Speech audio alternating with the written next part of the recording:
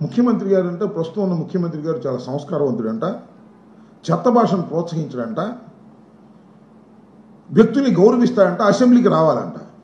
నువ్వు మాట్లాడిన చెత్త భాష, నువ్వు మాట్లాడిన అగ్లీ భాషని, నువ్వు మాట్లాడినటువంటి అన్పార్లమెంటరీ విధానాన్ని రచ్చబండలో సమర్థించింది ఎవరు? మా పార్టీ. నువ్వు మా పార్టీ ఉండి మా కండువా వేసుకొని మమ్మల్ని తిట్టి రెచ్చగొట్టి అనేకమైన, ఇవాళ మనం చెప్తున్నాం కదా, సోషల్ మీడియాలో పోస్టులు పెడుతున్నారు, మాట్లాడుతున్నారు, రోజు మీరు అరెస్ట్ చేస్తున్నారే, అంతకన్నా ఫిల్దీ లాంగ్వేజ్ రఘురామకృష్ణరాజు గారు వాడారు. నేను ఈ సందర్భంగా చెప్తా, రఘురామకృష్ణరాజు గారిని నేను వ్యక్తిగతంగా అనను, కానీ మొన్న అసెంబ్లీ ఎన్నికల్లో రఘురామకృష్ణరాజు గారికి ఒకనొక సందర్భంలో టికెట్ లేదనుకున్నారు. మీకు గుర్తుండి ఉంటుంది, చంద్రబాబు నాయుడు గారు టికెట్ ఇవ్వడనుకున్నారు. ఇవ్వడనుకున్నప్పుడు ఏం మాట్లాడాడే రఘురామకృష్ణరాజు గారు చంద్రబాబు నాయుడు గారి గురించి? ఏం మాట్లాడాడో గుర్తుందా మీకు? ప్రజలకు గుర్తుందా? చంద్రబాబు గుర్తుందా? పవన్ కళ్యాణ్ గారికి గుర్తుందా? ఏం మాట్లాడు? నాకే టికెట్ ఇవ్వలేనివాడు ఇంకా రాష్ట్రాన్ని ఏం పరిపాలిస్తాడు, నాకే టికెట్ ఇవ్వలేనివాడు ఇంకా రాష్ట్రానికి ఏం చేస్తాడు అనేటువంటి మాట మాట్లాడుతూ, రాబోయే కాలంలో మీ సంగతి తెలుస్తాను అని. మీ సంగతి తెలుసుకుంటే అర్థం ఏంటి? నేను ఎంపీగా వైఎస్ఆర్ కాంగ్రెస్ పార్టీలో ఉన్నా నా చేత నువ్వే మాట్లాడించావు, ఇవన్నీ బయట తీస్తాను అనేటువంటి మాట మాట్లాడిన మాట వాస్తవమా కదా చెప్పని అడుగుతా ఉన్నా.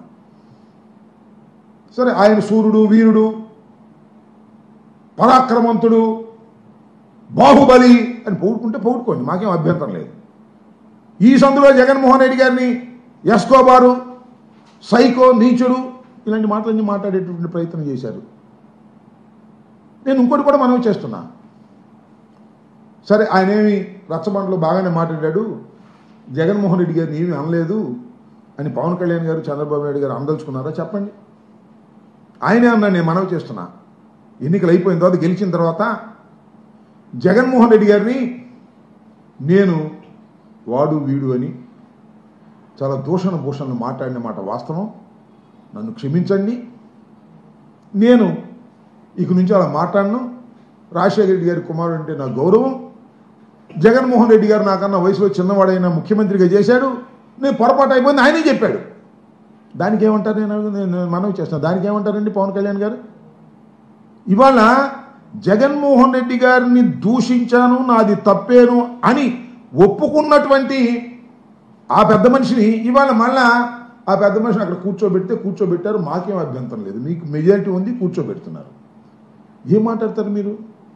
జగన్మోహన్ రెడ్డి గారి గురించి మాట్లాడతారా?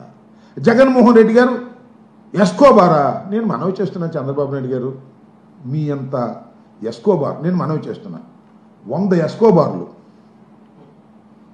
1000 మంది చీటర్లు, 1000 మంది, 1,00,000 మంది దౌర్భాగ్యులు, ఈ ప్రపంచంలో ఉన్నటువంటి దోపిడీ దొంగలు అందరినీ కలిపి రుబ్బి పొడుకోబెడితే, బొమ్మ వేస్తే సాక్షాత్తు చంద్రబాబు నాయుడు గారు వస్తారు.